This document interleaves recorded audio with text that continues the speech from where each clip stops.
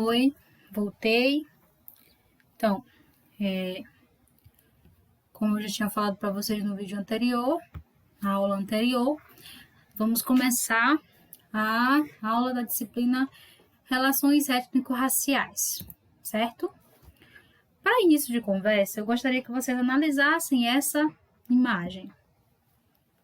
Então, nós temos aqui uma criança indígena pertencente aos povos originários do território que hoje é o Brasil. Temos aqui, ainda para reflexão, uma criança quilombola, remanescente dos povos africanos que foram sequestrados, escravizados e trazidos para o território brasileiro, para o território que hoje é o Brasil. Aí eu pergunto a vocês, o que essas crianças têm em comum? E eu quero que vocês me respondam no chat. Naquela reunião que a gente vai fazer já já. Tá bom?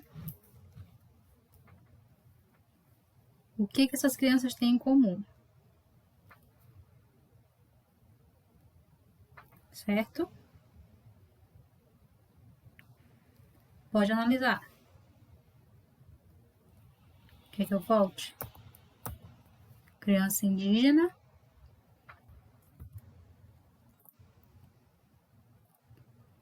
Criança quilombola. E essa criança indígena, gente, ela não é indígena de outro país, viu? Ela é uma indígena brasileira.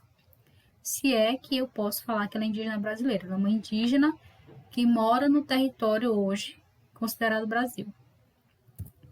Essa criança quilombola é de uma comunidade chamada Rio Grande, aqui do Maranhão. Ela fica ali no município de Bequimão. Ficou com dúvida? Não? Se você não ficou com dúvida, nós temos um problema. Se você ficou com dúvida, temos também um problema. Ótimo. Se vocês ficaram em dúvida ou não, vamos começar a aula, certo? E, por favor, me respondam no chat o que essas crianças têm em comum. Mas eu vou dar uma colher de chá. Primeiro que eu quero perguntar para vocês uma coisa.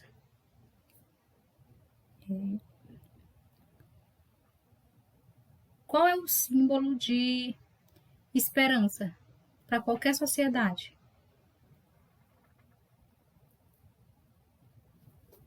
As crianças, certo?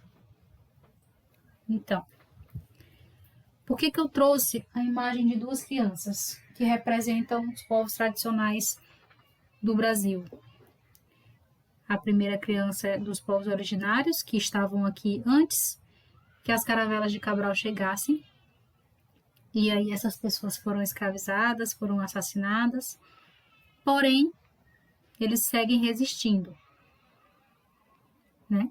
Seguem se renovando, seguem tentando resistir, apesar de tudo que o Estado brasileiro tem feito para dizimar essas populações. Aqui nós temos uma criança quilombola, rindo, com a inocência de uma criança, toda criança é assim. Mas a gente tem aqui, ó, nessa imagem, a esperança de um povo também, né? A esperança de um povo que foi roubado, sequestrado, escravizado, sofreu etnocídio, e aí daqui a pouco eu vou falar para vocês o que é etnocídio. Teve seus corpos objetificados, foram desumanizados pela colonização e pela escravidão. E ainda assim eles seguem resistindo, lutando para serem respeitados, né? E hoje e sempre foi, além de respeito, sempre foi para sobreviver, né? Sempre foi para continuar existindo. Então, os povos africanos, os povos indígenas, eles foram vítimas de etnocídio, etnogênese, etnocídio e genocídio. Professor, o que são essas palavras? eles foram privados dos seus conhecimentos ancestrais, eles foram privados dos seus conhecimentos, da sua cultura, da sua língua, do seu território, e eles foram privados de sua vida, eles foram assassinados, eles foram mortos, eles foram escravizados, eles deixaram a condição de humanidade, eles foram reduzidos à condição de animalidade. E por que isso aconteceu? O que propiciou isso acontecer? A colonização. O que embasou a colonização? Foi um discurso onde essas pessoas que não eram iguais aos europeus eram tidos como pré-humanos, pessoas que não tinham alma, indivíduos ou seres que não tinham, pareciam seres humanos, mas que não tinham alma. Isso de um ponto de vista muito nefasto e criminoso, mas que era lei na época, né? Na época que a escravidão começou, que as grandes navegações aconteceram, que as conquistas aconteceram. Então, a gente já começa a disciplina refletindo, e aí por que a nossa tela principal é vermelha? Para homenagear o sangue que foi derramado por esses povos, certo? Então, bora lá. Como eu já falei para vocês lá na primeira unidade, a gente vai trabalhar categorias de análise utilizadas para a compreensão das relações étnico-raciais, sendo cultura, etnia e etnicidade. Vamos começar com cultura. Mas a gente precisa compreender o significado de cada uma dessas palavras, categorias de análise, dentro dos estudos sobre as relações étnicas. É de fundamental importância, eu errei aqui, gente, posto que há uma possibilidade de entendimento dessas relações, que não há possibilidade de entendimento dessas relações sem tais categorias de análise, identificadas e construídas por grandes cientistas sociais dentro das ciências sociais. Eu gostaria de dizer que essas categorias de análise, gente, elas não foram construídas a partir do nada, elas foram construídas a partir de estudos, né? De trabalhos exaustivos, de pesquisa, sistematização de dados, trabalho teórico, para chegar a isso que a gente está vendo hoje, certo? Então, vamos começar com cultura. No final do século XVIII, outra coisa que eu queria falar para vocês. Eu trabalho da seguinte forma. Eu faço um fichamento do texto do autor, e a partir do fichamento do autor, nós vamos discutindo, porque eu acho que é mais importante e mais interessante para vocês terem um contato direto com o que o autor escreveu, apesar de eu estar aqui facilitando para vocês, mas ler as palavras do autor é fundamental para vocês compreenderem como o processo de construção da ciência ele é complexo e ele é denso.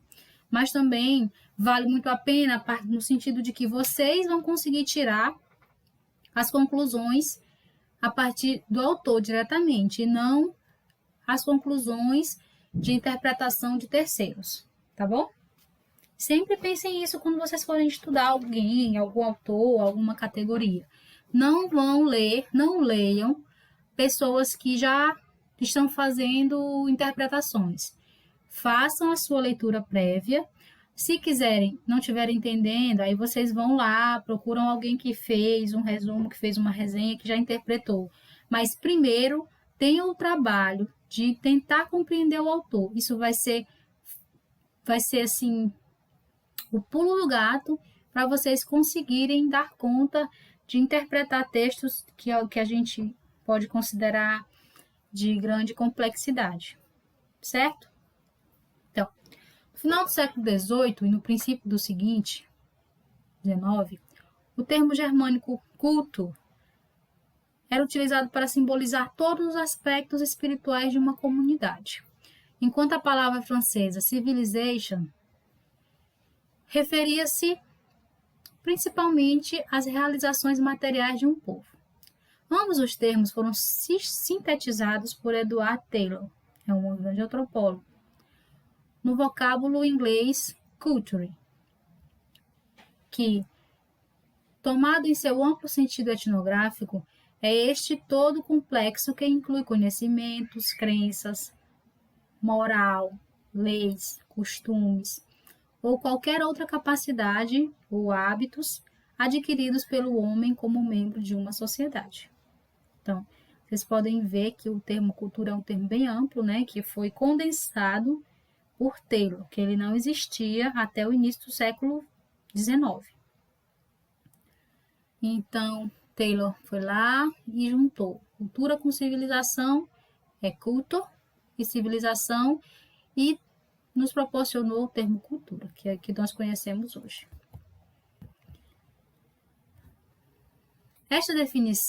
Com esta definição, Taylor abrangia em uma só palavra todas as possibilidades de realização humana, além de marcar fortemente o caráter de aprendizado da cultura em oposição à ideia de aquisição inata, transmitida por mecanismos biológicos. Então, aqui, nessa nossa primeira abordagem, a gente tem as informações, as seguintes informações.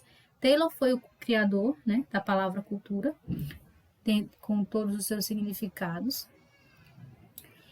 E a gente observa que ele, quando construiu esse termo, ele estava querendo marcar o caráter de que a cultura ela é transmitida, ela não nasce na gente, ela não é inata, a gente não nasce com cultura, né? Ela é transmitida. E como que a gente pode ter um exemplo disso?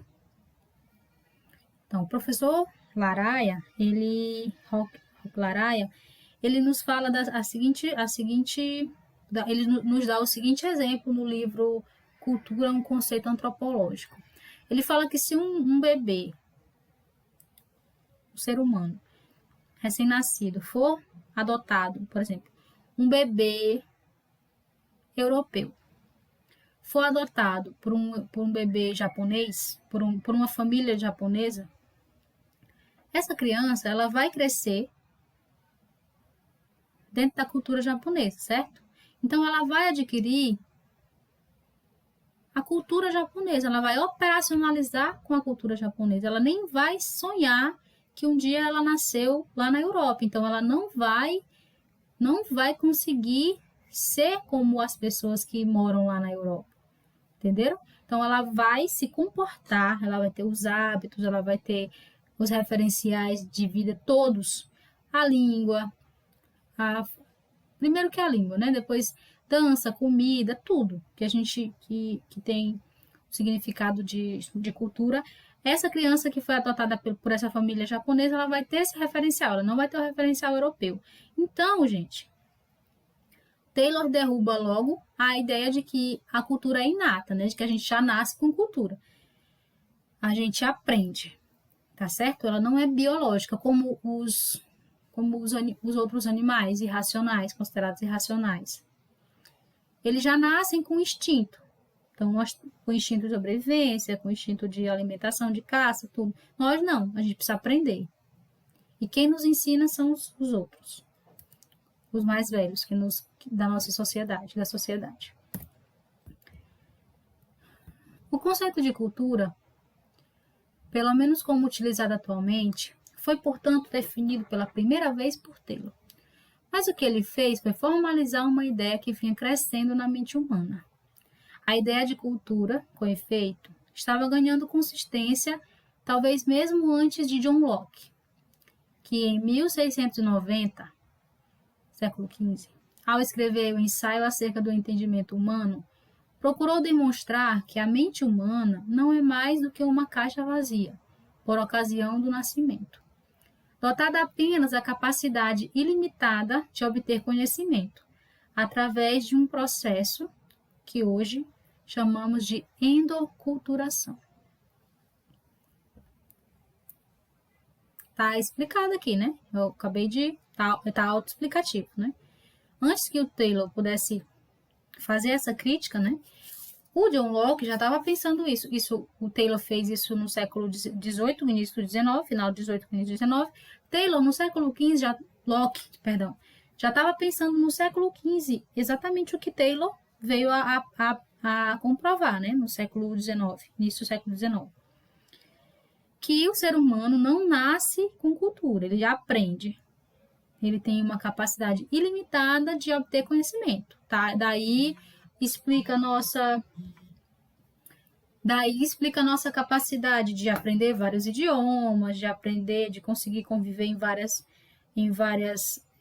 outras sociedades que não a nossa, todas essas coisas. Beleza? Mais de um século transcorrido desde a definição de Taylor. Era de se esperar que existisse hoje um razoável acordo entre os antropólogos a respeito do conceito. Tal expectativa seria coerente com o otimismo de Kroeber, em 1950. Escreveu que a maior realização da antropologia na primeira metade do século XX foi a ampliação e a clarificação do conceito de cultura.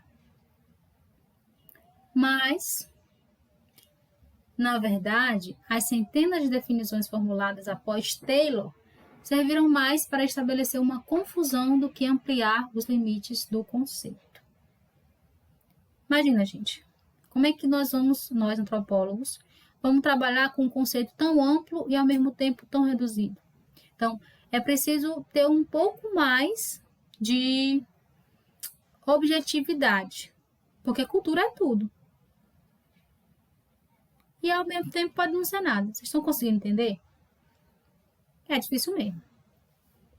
Vou dar uma paradinha aqui, aí a gente volta com outro vídeo para a gente continuar, certo?